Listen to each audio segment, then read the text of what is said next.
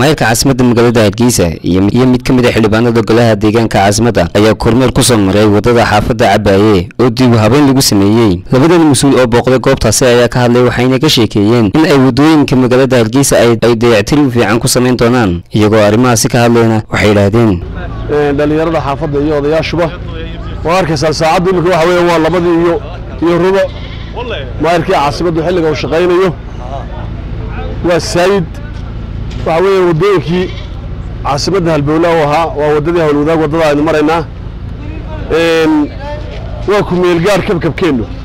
waa ogtiino qalab fara badan oo dawladda hoose ay keentay baa jirta golaha deegaanku oo maayirku ku hogaaminaya hawshaas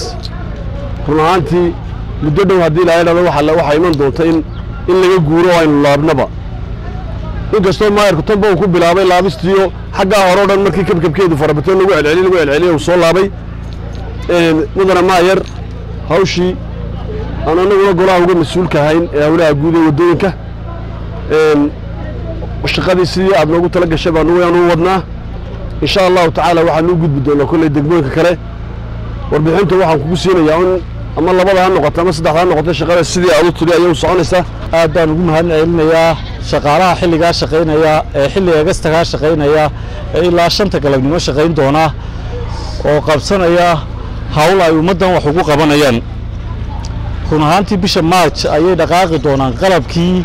aan ugu talagalay in wadooyinka waaweyn lagaga bilaabo, laakiin se dhibaato waxa ku ah wadooyinka laba shay. tusaale ahaan imka halka waxa inooga muuqda sandaqadaasi wadadii way soo dul taala. Abdulsaaq Axmed Abdiraxmaan, telefishinka madaxa bannaan Somaliland Space Channel magaalada Hargeysa.